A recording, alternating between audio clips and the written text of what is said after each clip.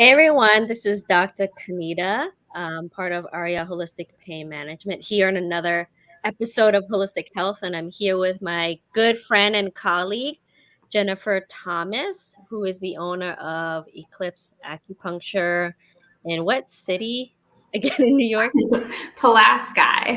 Pulaski. So she is Middle of nowhere. upstate New York. She graduated with me in the acupuncture and herbal program in 2017, where we died together in the herbal program. I forget how many. There were like 8 of us, right? Yeah, I think so. So it's a small group at the Finger Lakes School of Acupuncture and Oriental Medicine. It's no longer. Which is no longer there, unfortunately. I'm like, where'd you go to school? I'm like, I don't really know.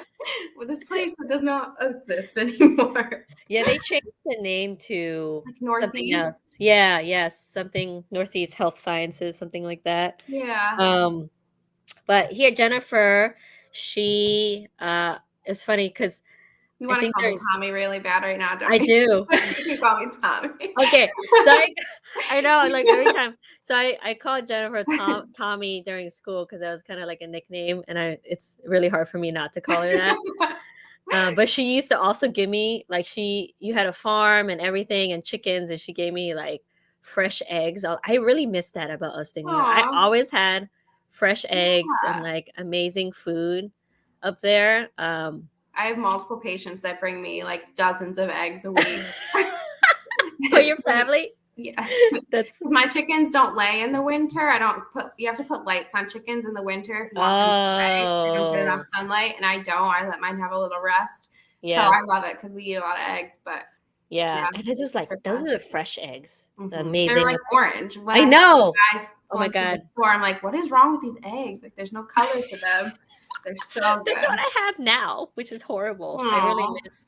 It's like, baby, send them to you. I know they would just all break. Yeah. I could probably.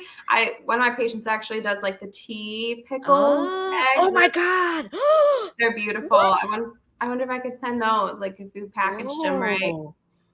Should ask. We'll see later on. We'll do that. But so Tommy opened her own practice. I'm gonna call you Tommy in the podcast. So. And the same time, and she was also pregnant with her son Hudson towards the end. So not only was she becoming a new mom, she's also, yes, at the same time, opening her own practice, which is amazing. I think it's one of those things that is so scary, but you probably you're still open. I mean, during the pandemic, right? You were.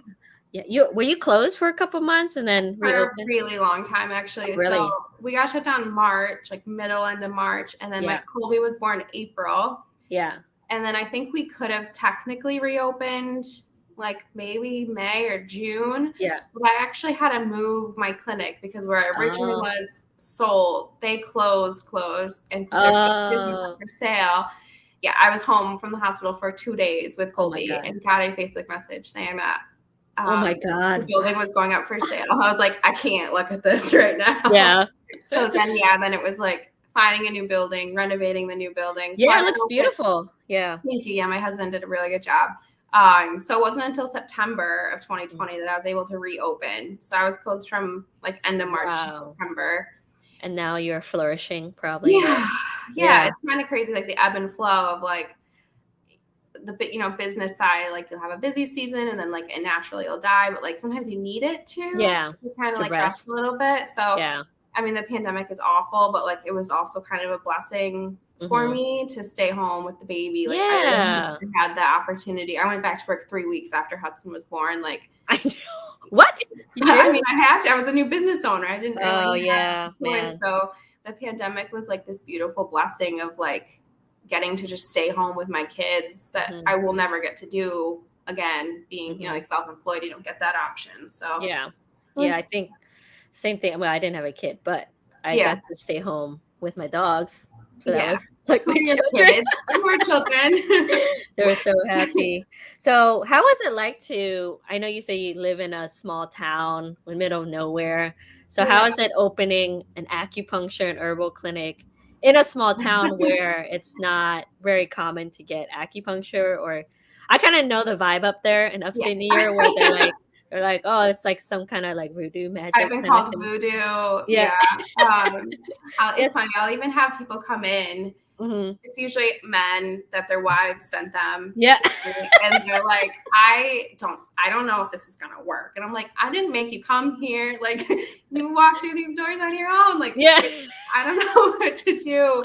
I'm pretty much almost everyone's first exposure to acupuncture, herbal medicine, which is cool. But then there's some like expectations that like are just very unrealistic that I have to kind of break it down and be like, no, you've had 20 years of chronic back pain. You're probably not going to walk out the door and never have to come back. Like, that's just not a realistic thing. Luckily, there's a couple doctors in the area that are super supportive of me. Yeah. I'm from here too. Like, I lived here my entire life. So I think that was really helpful. Everyone knows, not everyone, a lot of people know me.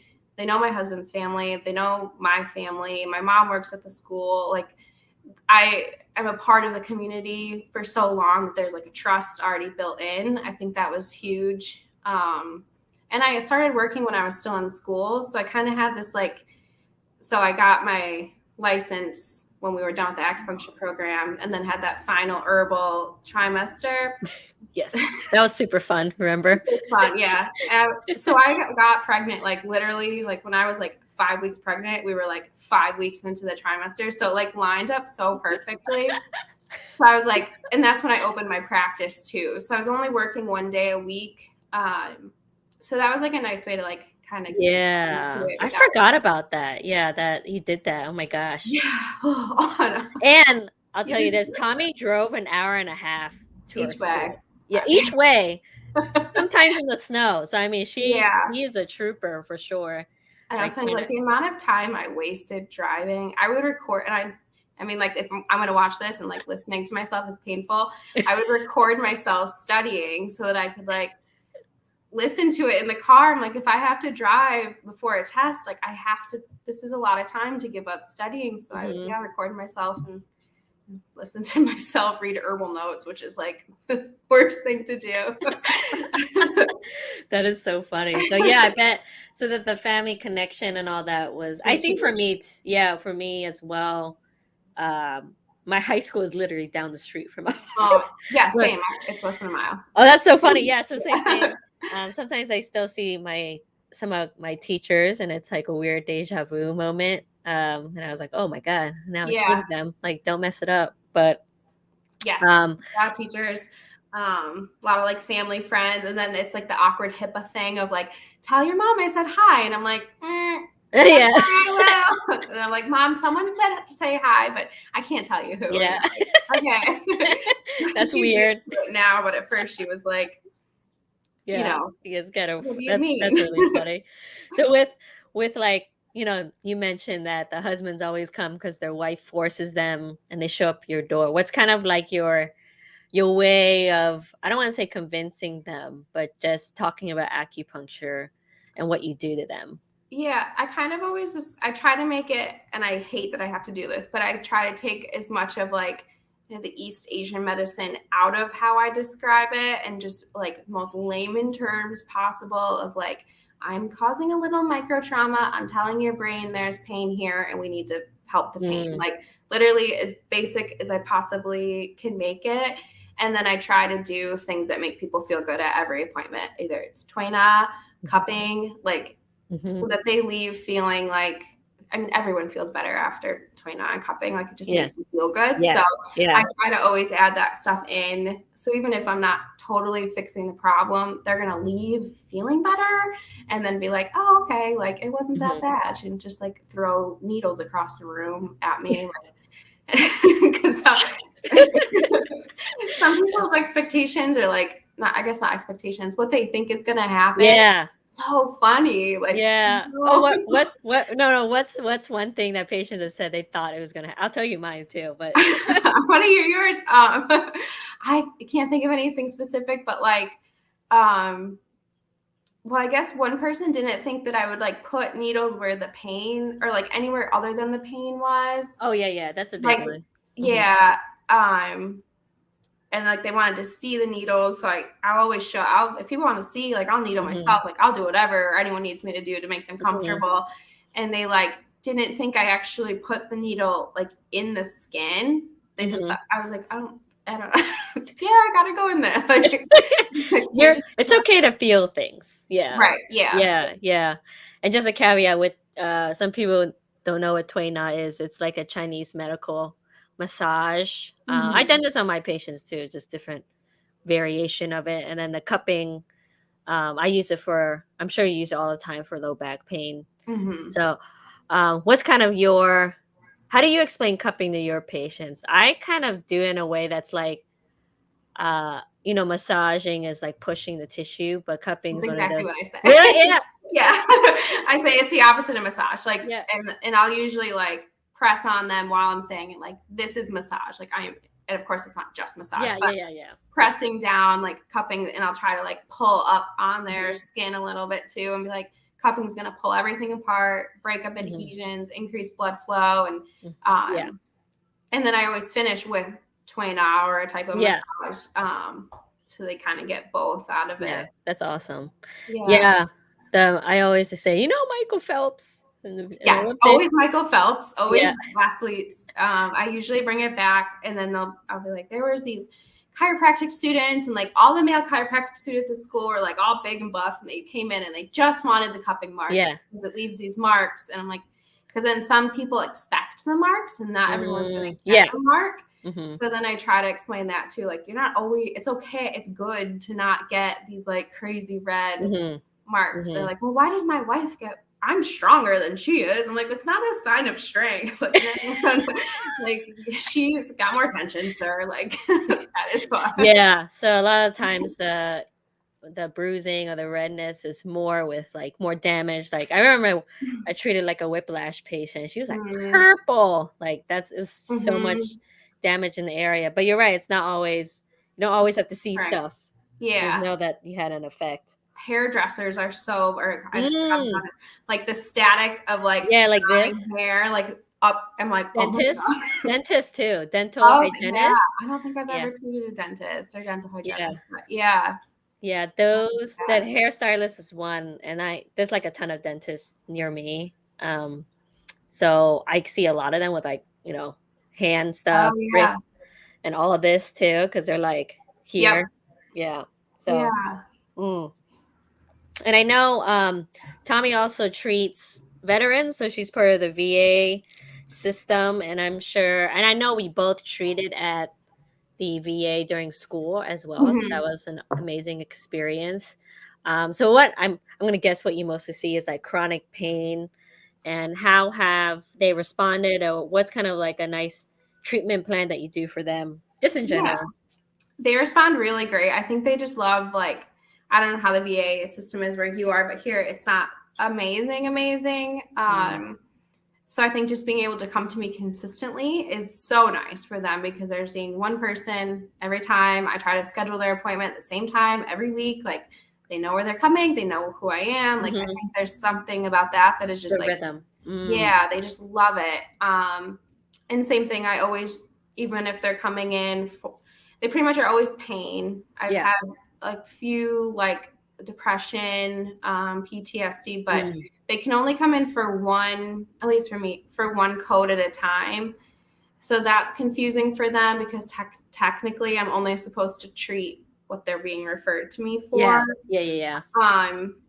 But I can't treat pain if I'm not treating the emotional part of it too. Like, I'm not going to I don't ever not. Like, that's just not who I am as a person. Yeah, that's the beauty of this medicine, right? It's just like Chinese medicine looks both the mind and body. So even though you're treating physical symptoms, right? It's just I always treat the whole thing. So I think that they like that they can come and they can talk to me about anything they want. I know that, I don't know if it's acupuncturist at the hospital or what the deal is, but they'll sometimes cut them off and say like, well, you're not here for that. And like, that is not how I run my practice. Like, you're here and this time is yours, and I will treat the complaint and the referral, but like, you're here. Like, I'm here to help you. So they appreciate that. That's your heart, Tommy. Right. Like, how can I not? How can you tell me that your back pain is causing severe depression and me not help your mood and your mind? Like, that just doesn't make sense to me. Yeah. I love it. They like it. They like, not so much. Then I've had a hard time with nutrition with a lot, but that is also comes back to like where I practice. They like some like gentle qigong, like very simple qigong exercises. They love cupping. It's an usually older population, and they just don't have that like human connection. And I think COVID is made that even worse. So they like that they can come in and just be cared for and listen to. Yeah, I feel like we all, I'm sure it happens to all of us, become part therapists that we don't. That's basically free to them because I listen to so many. I'm like, wow. Can't give advice, so then it's almost like a better therapist because they can just vent to us. Yes. I got so many vents. Yeah. So it's part therapy, talk therapy that's free. Yeah. Which is on the table. Which is, you need to vent sometimes. Like, I think that is so therapeutic. So yeah. Yeah, and what we do too is not just like, go to a doctor, here's your blood work, talk for like 5 minutes and then leave. Yeah.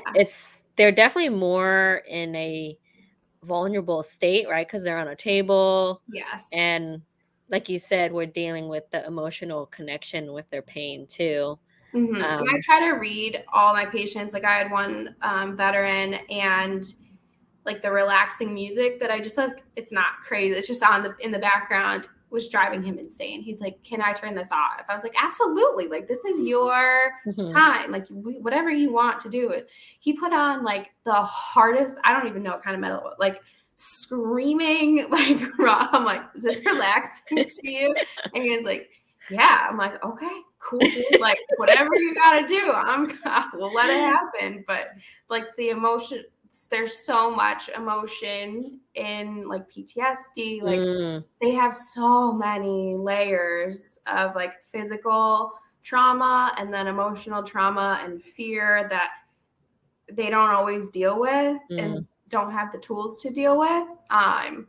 So even though I'm not like digging into that and like talking about the things that happened, I'll ask just like, how is your sleep? Like, the physical manifestations of PTSD I can talk about without being like, tell me what happened in Florida. Like, I don't need to do that with that's not my job at all. But I think they really like that part of coming into me. But yeah, like I try to be very mindful of like, they're so vulnerable, right? Like, they're laying face down on a table. They don't know where I am. Like, I always try to like keep a hand on the table so they can like hear me. Like, I talk to a lot of them the whole time, which I don't always do with all my patients, just so they always know, like, I'm in the room. That's super important. One guy told me, please don't use a white lighter, because every time he'd use a white lighter, like just light a cigarette, then they would like get shot at. I was like, okay. Like, so there's little triggers that like you don't even think about. So I just try to be mindful and like, note those things. Like, okay, this guy doesn't like when I knock on the door. This guy does like when I knock on the door. Like things like that, to just kind of remember. It's one of my favorite groups to work with. I think we all work with the VA. It's a pain. It's stressful. Like, the businessy aspect of it is awful. But if you can look past that, they need help and they need providers. Yes. I love it. Yes. I'm hoping later on, it's on my to-do list, because I think other colleague Molly sent me some. Molly does. Yeah. In Florida. Julie does too. Oh, okay. I didn't know that. Yeah. Here in New York. But yeah, they'll like, and I'm not good at like a lot of the insurance stuff. And it's stressful. Like, and there's no like, step 1, do this. Step 2, do this. It's like, you didn't do it. I'm like, okay, no one told me.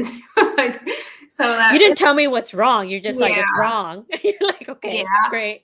But the veterans appreciate it so much. So and they really do need it, especially when I remember that one guy, and it's the same guy that we treat in clinic, about his ear. So one of my favorites. Yeah. So the story with this guy, he is the sweetest guy ever. He was like he was a Vietnam veteran, I'm pretty sure. And then he got a spider in his ear. And for the longest time, he had to get multiple surgeries on the ear. It was like really awful. There's all this scar tissue there. And he could not. Malaria type of reaction to it. I forgot. Yeah, and he could not sleep forever. Like since then. Not more, yeah. Yeah, and he would wake up at like 2, 3 a.m. And then I think like multiple times a night he'd wake up from like the pain on the ear, and even like if anything touched it. So like he liked to walk in the woods, and like if a twig touched his ear, it would be like excruciating screaming pain. Like his quality of life was awful. Yeah, and to have, for him to show up and have this like positive attitude with us too. Like he was the sweetest guy ever. And I think you started with him, I'm pretty sure. Yeah, so Tommy started treating him, and they did, I think, like some NADA protocol, and which is a protocol you do in the ear, like it's 5 points for PTSD, and then they needled around the scar tissue gently, Yeah, I think something like that. Dr. Ergel, Professor Ergel, Kevin Ergel, he did it. I don't know what he wants to be called.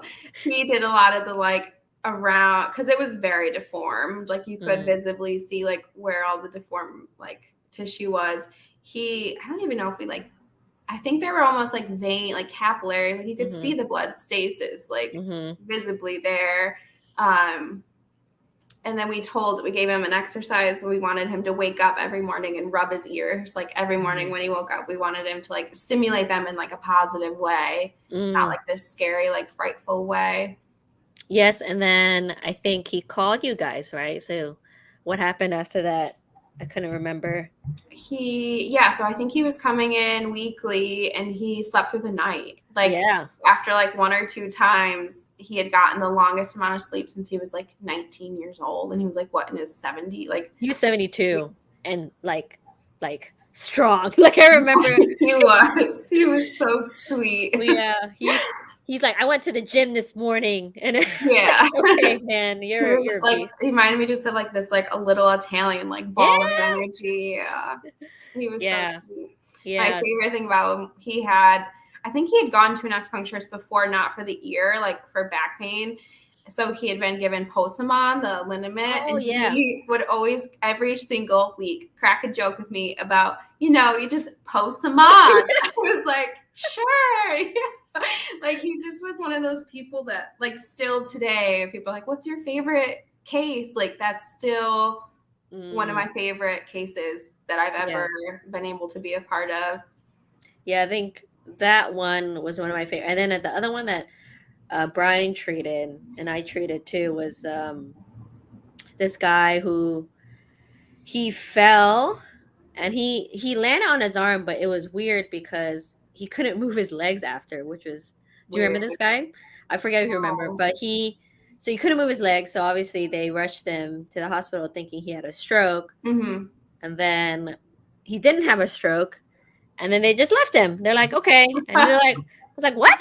How do you, he still can't move his legs. Like, this is a problem. And you need to figure out why. This is like part of the system is like kind of poopy like that. But, so we did, I think he must have landed on his arm a certain way that like, jolted or whatever the nerves that he couldn't move. So he is on, and it's like very, I had to say like the inpatient there was like kind of depressing, right? And I know he went through like, he's very depressed. One, you couldn't move your legs and then you're stuck here all day.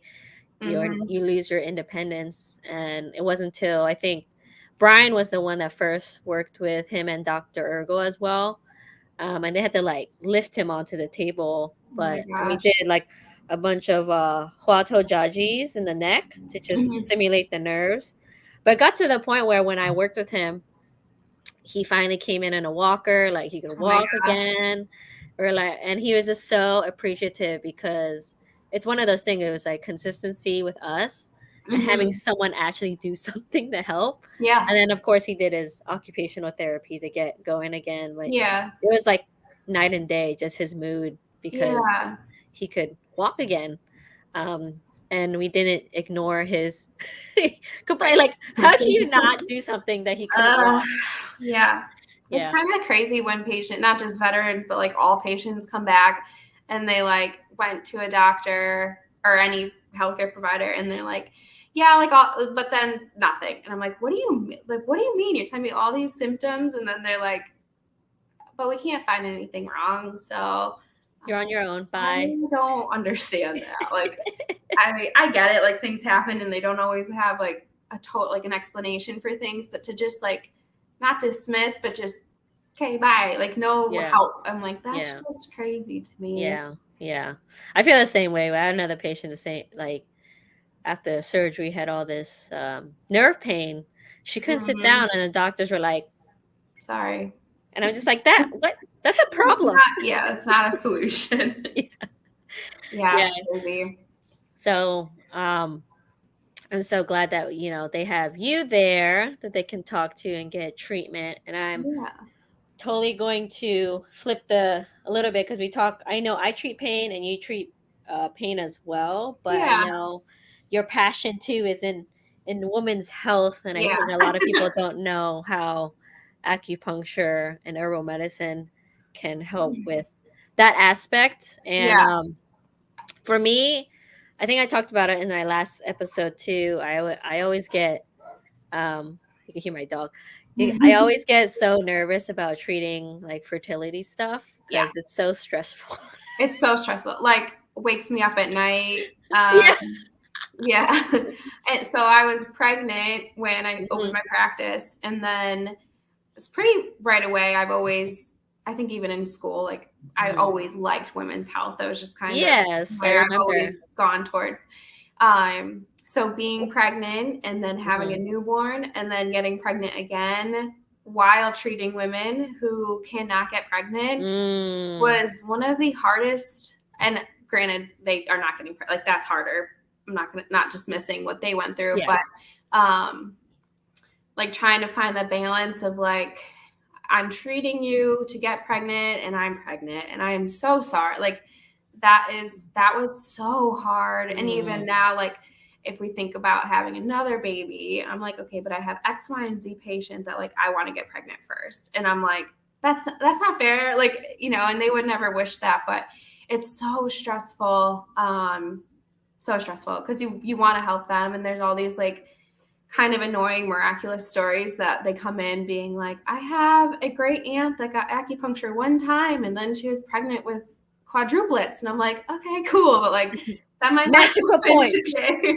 I'm like, oh, okay. Yeah, I think it's, and I'm not a specialist, and there's plenty of really, really smart people who specialize in fertility for acupuncture. But from my understanding, I know that it takes a little bit, like they have to see you or us for like 1 to 3 months. And I think they're like, oh, one treatment, I should get pregnant. Yeah. Right? And sometimes that happens, but that probably was less about me and more about you. Honestly, like, I mean, maybe I opened up a channel or I helped calm your mind, maybe something happened. Or stress relief too, I think is a big huge part of it. But they say like, you should start coming in and wait. Don't even try to get pregnant for 3 months. Like, and I agree, like, let's figure out your cycle. Let's see when you are ovulating. And a lot of it's patient education.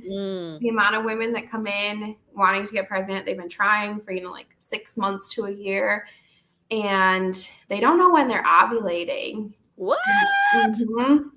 Like, yes, educate Tommy. Educate what like women you should have do. to know when you're ovulating to get pregnant. Like step 1, like step 1, you can only get pregnant, a couple of days out of a month. You're not. That's great. I like keep track on my app because I'm just like I want to. Okay, we're more educated. Right. But I was like, I have to know because if it's off, I know something's wrong with. It's wrong, right?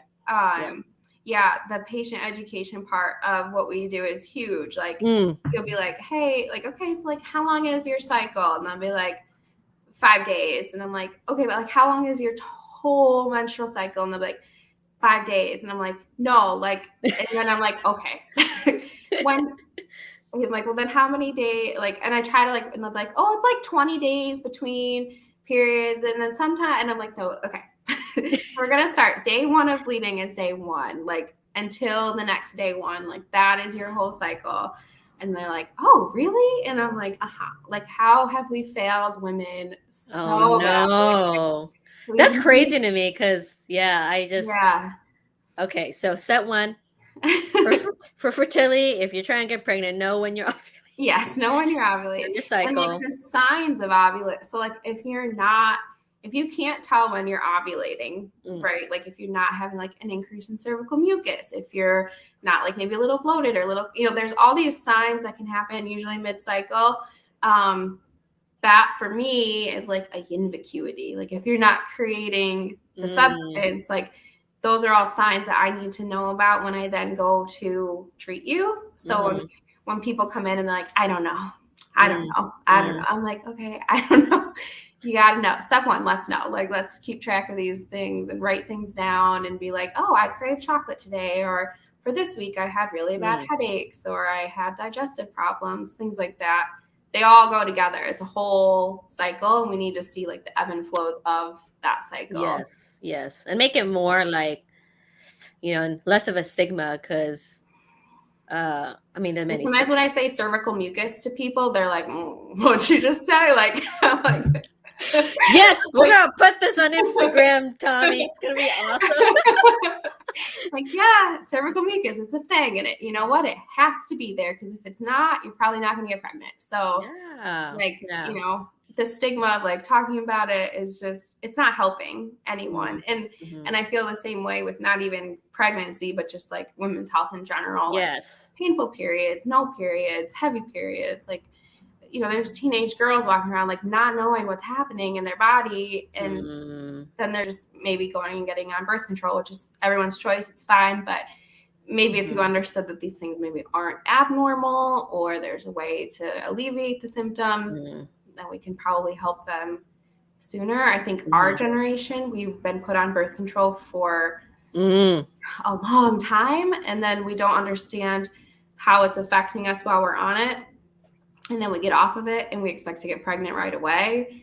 And that's probably happens for some people, but a lot of people it doesn't. And you're just kind of, you're not told, like the gynos aren't telling you that, they're not telling you what you need to supplement and things like that when you get off of it. So we're about to go in a rabbit hole, Tommy. Because I feel like it is getting slightly better now. I do too, yeah. And I think like more women and especially teenagers, and I know the parents that I talk to really don't want to put their kid on birth control or even antidepressants too, but that's another thing. We won't talk about that right now. But however, they're not kind of questioning like, do I really need this? So I think my sister would be okay me sharing this, but she told me too. She's like, yeah, they just wanted to put her on birth control. But my sister's like also knows me, and I talk to her about stuff, and she's like, do I really need to? Right. And she's just like, but they make me and she's aware too, more aware of her mood, where she's like, I just feel more moody and depressed. And she's like, I don't really like this. So, but she was able to talk to her gyno and say like, can I just get acupuncture? And they're kind of weird. They're like, does that, but she's like, well, it's not gonna work. We can try. Yeah. And she's like, as long as I get, she has PCOS too. Okay. So she's trying to, if she has a regular period, it's okay. Cause for us, that's like the dampness, but that's, dampness blood stasis. As long as you let the blood flow, she'll be fine. She won't have all the symptoms. It's just, they're putting her on it just for her to have her period regularly. Right. But again, like you said, they weren't educating her on, okay, what to look for, or like what nutrition. Oh, you're feeling moody. Like you should supplement these things. That's like the missing connection. And I know, Darlene, our teacher, also talked a huge amount on like the side effects and the, what's it called? The, I think what I'm talking about, like the nutrient depletion. Of certain medications that they don't tell you to, like, if you like a lot of women who are in birth control also get either. I tried it for like 3 months, and I was like super depressed. I was like, no. Yeah. Yeah. Sometimes I don't even know if you would realize, like a lot of people aren't in tune with their emotions. So like, do you even realize it? And then like, I don't know. It's crazy to me that they don't talk about the things to look for or like check in. For school, actually, just last night, I wrote a paper about I'm in like a collaboration class and collaborating within an OBGYN's office and like how an acupuncturist could work there. And one of the research studies I found was about how a lot of people view their OBGYNs as their PCP, but OBGYNs are not confident in treating mental health. But then they're like prescribing things that affect their mental health. And the OBGYNs are like, they don't feel like they have enough training or enough time to handle like prescribing antidepressants and like anxiety medications. But yet they're dealing with, the patients are only coming to them for that. And I was like, and that's where an acupuncturist could come in. Like we could be that person to like, see the whole, because it's true. Like they don't have time to talk about your feelings. Like I don't blame them. They're busy. They have a million patients to get to. Like, but then they, the stuff that they're prescribing can cause all these side effects. So that's where I think we come in is like, we always look at the whole picture. I don't ever talk to someone with endo not about how it affects their life. Like that's such a big part of women's health is like, it literally changes your life. If you have such a heavy period, you can't leave your house, you can't go to work, you can't take care of your kids, can't go to school. Like those are serious problems, regardless of the blood loss and all of that, like the symptoms. Like we have to look at the whole picture when we treat them. So important. Oh, I love this. I know. I'm just like, we're about to go. I know we're going with this. So yeah, that's a whole different thing. And we touched on the fertility part and how to talk to patients about education. And I couldn't remember. I felt like you posted this, but what was when you were pregnant with Hudson? Did you do stuff on yourself to help during the pregnancy or during the labor? Yes. Tell me, educate us. Yeah, it's so fun to like teach patients Twaina. So I had back labor, which is when, when you think of labor, you think of like cramping, like your uterus is literally contracting to push a baby out. If you have back labor, you're not feeling it so much where you have like period cramps like in your uterus. You feel it in your sacrum. I literally was saying, my sacrum is breaking. Like like the whole time I was like, my sacrum's breaking. And my husband was like, what are you talking about? I'm like, it's breaking. Like my sacrum's breaking. So I taught him sacral knocking. And okay. The whole time I was in labor, that was and I did like some other stuff too for myself. But yeah, we were like because they let you walk pre-COVID, you were allowed to walk the halls. And that was like my number one birth thing was like, don't put me in a bed. Like, let me walk around. Let me be like, I want to keep moving. So whenever I'd have a contraction, I would they have railings in all the halls. I think a lot of hospitals have them everywhere to help people walk. I would literally just grab onto those and he would like do sacral knocking on my, and he was like, someone's gonna think you're beating you. I'm like, it's fine. Just do it. It was, and then literally the entire labor, that was like the godsend. So I teach all my patients that, like, you can tell your husband to do that. And then I'll always show them pressure points. LI large intestine 4, spleen 6, gallbladder 21. I do a lot. Like, when you're, and then also like some people want to be touched. They want to be held. They want to be nurtured. I want not like leave me in a dark closet and let me come out with the baby. Like I'm very more like, I don't want to be like talked to a lot. Like I like to just kind of handle it. So everyone's different. So that's teach them things they can do. So like, if they don't want their partner to do something, or if they don't think their partner will be comfortable, you can grab your own LI4, right? Like you're in labor, you're holding on to like the bed or something. You can grab that yourself. And that was super. I did that whenever I'd have a contraction.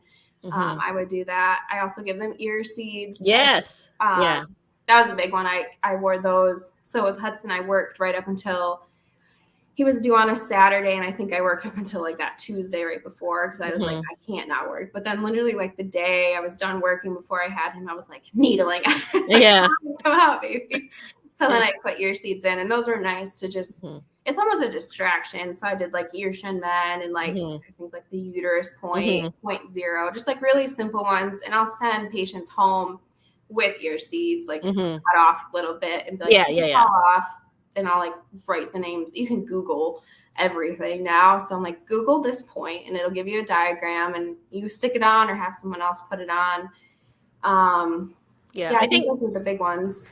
I think it's just helpful to have like, especially with someone with their first kid, just like something to do. Instead of the distraction of it is really helpful. Yeah. I've taught patients like spleen 6 too and UB60. I've only done it. I haven't had a ton of patients with breech births, but I have done it once, and it was like last minute he turned. I was like, oh, thank God, because I was like, cool. This baby's gonna turn. I hope he turns. I haven't had that in preg practice. Not that I want that, but like it would be really cool. I had a friend, and she was actually in England, and she had a breech baby. And she was getting, she like had read somewhere that Moxa can help. So I like kind of talked her through like what Moxa to get and like how to do it. Not as my patient, but, and the baby flipped. So I was like, she did a bunch of other stuff. I'm like, no, it was the Moxa for sure. The Moxa. Yes, it's the Moxa. It was definitely the Moxa. I think I did like the stick-ons too, because that was easier. Yeah. But yeah, that's so funny. So you do a lot of Moxa in your practice? I wish I could do more. It's just like, it's different with every space. I was doing it kind of more, but like I'm a little bit hesitant to do it, but I know how effective it is. So just let the people know that Moxa is mugwort, and it's not weed, but it smells like. Oh my gosh! I tell patients like it's not weed, but it smells like it. I know. I had one guy come in and he must have been the first time he had smelled. I literally use Moxa like almost on every, like I love it. That's awesome. Yeah. I use it so much. And he came in and he was like, I won't tell anyone what you're doing in here. And I'm like, oh, what? Like I didn't, and he was like, smoking? I was like, oh my God, no. He thought I was like smoking weed in my clinic. I'm like, are you kidding me? Like why would you let me stick needles in you? Yeah. I'm doing that right here. But it's a very distinctive smell. I always tell people about Darlene and how much Moxa she would use and how we'd like smoke out the clinic. You'd like it'd be like leaching out of your hair. I know. In the shower at night. It was so bad. But I have to tell you, not only it's good for that, it's good for many other things, but I've used it. I actually got it's like a Moxa Belt online. So you can get cool. You should buy it. Yeah. But anyways, you can basically it's like a belt and you put the Moxa thing in and you light it up and you seal it. And then you can just wrap it around your Ren 6. What? Amazing. Or your low back. And I actually of course I did, but I dislocated my shoulder. Like it's during Kung Fu. Oh I mean, gosh. not surprised. I know. I was so mad when I did it because right when I did it, I was like, damn it. I was like, but anyway, so luckily it was all my friends were there, so they did Acu right away. But I actually I used the Moxa, so I just kind of strapped it on. Oh my gosh. And I did it almost like I did it every other day during the first week I injured it. It made such a huge difference for my pain. Yeah. I do a lot of plantar fasciitis for a while. I was like the foot girl. Like everyone was coming in. Like, because if you can help someone's plantar fasciitis, like that's so many people. Yeah. Such a painful condition. And some people have it that like, if you have it and like your friend has it, then you tell your friend like, oh, I got acupuncture and now I don't have it. Treating there was literally a month and I was like only treating feet. Like, what has happened? Why am I so you use the Moxa on their feet? Okay. Tons of it, yeah, because it's such a sensitive area to needle. Like, people don't love it. Mm-hmm. Usually I'll like do one or like I'll work my way up. Like the first time they come in, I'm not going to throw like 20 needles in their foot. Like I try to kind of work up to that. So I'll do a ton of Moxa on their foot, and it's such a quick, like it just helps. Like it feels good. It's warm. Like it does. I think it helps with the inflammation so much. Oh yeah. Yeah. Mm-hmm. I did it actually with the spring season coming up too. I used just for myself. I haven't used it in patients, but I've done like the stomach 36 Moxa. And I just did it outside. So it was that one day that I don't know if you had like some nice spring days. We had like random days where it was like 60. Yeah. It literally was. It was -3 degrees this morning. Oh my God. It's so cold here. Yeah. That's what I don't miss about yeah. It's just and the snow. Yeah. No, we had like one day it was literally like 55, 60 degrees Saturday and it snowed on Sunday. Oh my God. I was just like, what? Yeah, we had a couple warm days, but like 20s feel warm right now. Right. Yeah, it's like an ice rink everywhere. So I love using Moxa in the winter because it's for your area, Moxa is like definitely it's almost needed, especially for like older people. Like the winters are so hard on like the older generations here. Like they're so frail, and then they're also afraid of falling, rightfully so. That like there's a lot of like shuffling, like there's just fear. There's then like this tension, and they're cold, and like so yeah, they need all the Moxa, all the heat lamps, table warmers. I love it. So if you know someone that does acupuncture out there, find someone that does Moxa, or that can teach you how to use it. Yes, I send it home with some people that I trust. Yeah, I know, because you are forgot about you are burning it. Yeah. But it's not like a burn directly on this, although you could do it, but that's another thing. So find a licensed acupuncturist who can teach you how to use it correctly. I gave one to my neighbor because her carpal tunnel stuff. But yes, I was doing it I was just doing pole Moxa on my stomach 36, and I could definitely feel, I was like, oh, this is nice. Yeah. And again, with Ren 6 is a good time to do it. I use it a lot for fertility. Too. Yeah, fertility. Uterus is a big one. I love seeing the smoke travel. Like I'll do Moxa on spleen 6 a lot, and I literally have multiple infertility patients, or like even not infertility, but just women's health that like there's like dampness and cold, and the Moxa will literally it goes up the spleen channels, like up your legs. It's like my favorite thing to see. I'm like, I want to take the needles out so you can like look up and see all this line. Like, what are you talking about? I'm like, there's a Moxa trail going up your leg right now. You need to one day like find patients comfortable, like do the video to just show. That's pretty cool. Yeah, you see it kind of like swirl and do its thing. Is that kind of like your favorite thing to treat in clinic? Is like the fertility, the women's health? Yeah, I would say so. I think, like I stated already, like the quality of life associated to women's health is not talked about. So being able to get women back to like quality of like life by helping their menstrual cycle, like getting someone pregnant is amazing. Like helping them conceive and carry full term, like that's such a gift. But I think just helping people feel better and like go throughout their day easier with less pain. Like it's just such a gift that we get part of. I know, like actually our hour is almost up. I knew this would happen. We were talking. But I want to touch on something that's super important that I know, again, talking about like stigmas and what women are not able to talk about is with infertility, you also have like miscarriage, and I'm sure you looked at, I don't remember the statistics, but like it's very, very common to have miscarriages, but no one talks about it. And one of my friends, I told you, like had one, and it was very sad. And I know my husband was like, are miscarriages common? I'm like, oh my God, yeah. And I know my mom had one like before my older sister was born. It was quite late too. It was like still after their first trimester. Wow, yeah. And but I feel like there's not as much support for women who have miscarriages on like what they can do, or kind of like so I would love to hear your take on it and your story. Yeah, so I think the biggest thing is like we don't always think of it as a loss. Like there was a loss, like a loss, life or not a life, whatever your thoughts are. But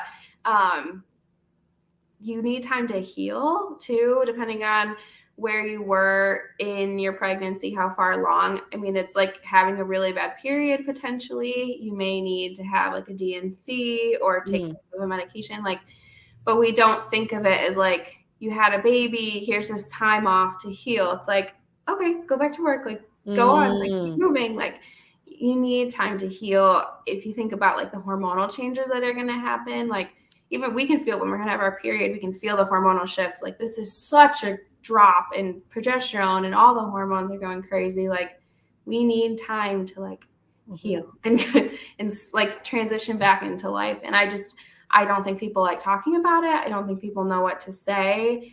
Nothing anyone says is going to make it take the pain away, but just being there for your friend or your patient or whatever the situation is. And I treat it a lot like a period. Warm foods. I want you to keep your socks on. I want you to keep your ankles covered. Like all the typical, like you need to protect your uterus and your lower jiao. You also want to make sure everything gets out, which so like blood stasis, all that stuff. Yeah, because that's going to prevent another pregnancy from happening. So I had a miscarriage. I guess it would have been like before our very last trimester of school. And I had told some of the professors, so we were, of course, learning about women's health at the time. And I was like, I can't. It was so hard. And it was saying goodbye. I think you were there. I was hysterical in clinic. And we went to lunch because everyone else was leaving that wasn't in the Herbal program. And they were like, Jen, we'll see you at graduation. Like, why are you so upset? I was trying not to tell anybody. So some of the professors told me, like, you really need, I can't think of the formula they had me take, but something with like really big blood movers to like get everything out, because if you don't, it's going to prohibit another pregnancy from happening. So that's a big one. But yeah, I think just like the emotional component of it, like taking time to rest and taking time to care for yourself. You need to eat good. Yeah, warming foods, like kind of like broths, or what did you I know you did some herbal stuff too. Yeah, I do a lot of just like dongguai boucher tuang, like very simple, like adding it into everything. Bone broths, of course, everyone should drink. They're just so good for everybody. And I think trying not to like rush into getting pregnant again, like letting your body heal so that you're not setting up for failure, not failure, but you want to be healthy going into it. Yeah. So it's so hard though. Yeah, I remember you said also, it is a loss to kind of have something, I don't want to say commemorate the loss, but just to kind of be able to move on, acknowledge it happened, but then always the acknowledgement. And I think as for us, like allowing the space for our patients to come in and like they can cry, they can, and no one telling anyone how they should feel. Like you might be sad, you might be really angry, you might be fearful. Like there's so many emotions, and I think that's again where acupuncturists are so helpful, is we can like pinpoint the emotion to like the treatment. So like I think that's really helpful, but just acknowledging them and like being there. And if it means not treating them and just having them sit and talk to you for an hour while you put some ear needles in, like, cool, that's what they needed today. Like sometimes they don't want to be touched anymore. Like you just kind of have to read your patient. Especially I know with some patients that had like maybe failed IVF, or they've been like stabbed. How many times they have to like stab themselves? So that kind of like a caveat. So I have two groups of fertility patients, right? I have the ones that like come to me because they want to get pregnant someday and they want to make sure they're healthy. And like 9 times out of 10, they get pregnant because they've taken the time before there was an issue to like totally understand their cycle. They know when they're ovulating. It's a regular cycle. It's not heavy. It's not cloudy. Like there's no pain, no digestive stuff. We've kind of like gone through all the things.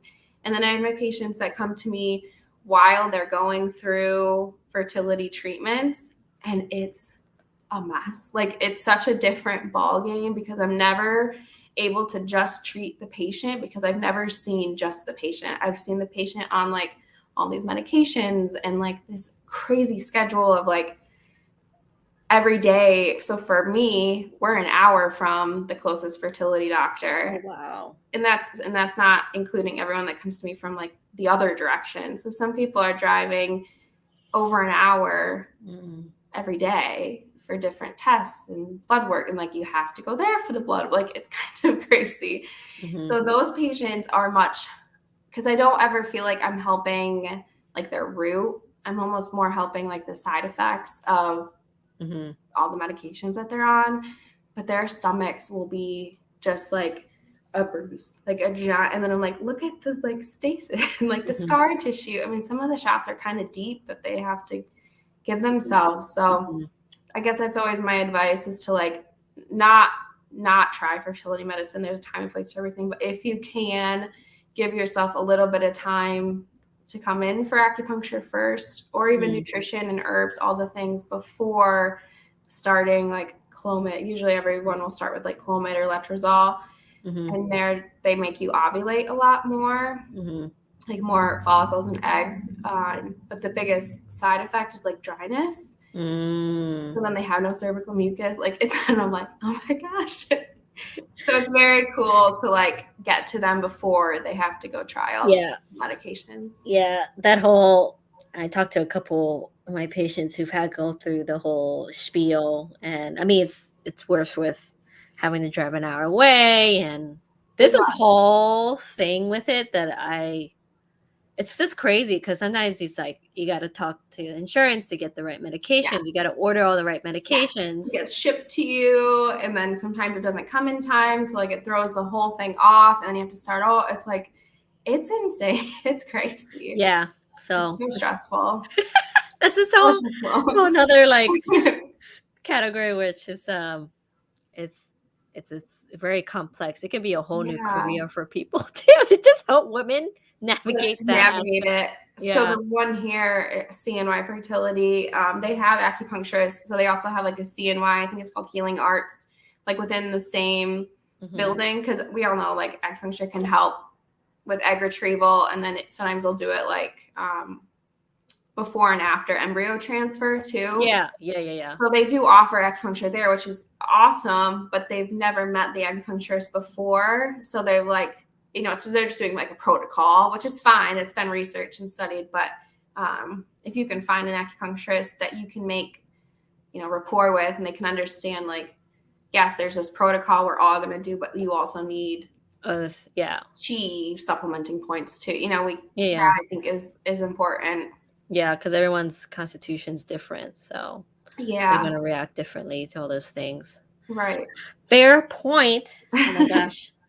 But anyways, it's like I knew we would do this. I know we could talk all day. Yeah. I don't get to talk to when you were like, my friends were there, so they did acupuncture. I'm like, oh, I'm jealous. I have no one to talk to. Yeah, because you're middle of nowhere. You need some acupuncture friends. I do. It's so sad. I have, other than giving myself acupuncture, I have not had acupuncture since school. Tell me. Because the school's shut down. Oh my God, you're right. Yeah. Is anyone close by you? Chelsea is in Syracuse, but I don't know if she works I think she just does like online stuff now. Yeah. There's a couple people, but again, like time of. I know, and driving and your kids and. I need on my cell phone. It's just not the same. It's not the same. No. One day I'll come up and I'll do Acu on you. This whole 2-hour treatment. Someday in my future clinic, you can come do like Qigong and Tai Chi classes, like workshops. That's my goal. But again, thank you so much for coming on here, chatting with me. Thank you for having me. Talking about women's health that we all need to talk about. Yes. I think this is very, very helpful advice for everyone out there. So again, if you guys can check out her website. It needs to be updated. It's okay. eclipseacu.com or follow her on her Instagram at eclipse.acu. That was right on point. To see what she's doing. You can watch her very cute kids, Hudson and Colby, as well, and how she helps them. So awesome. Thank you so much, Tommy, for doing this for me. And again, I'll see everyone next time on the next episode, which will happen eventually. All right. See you, everyone.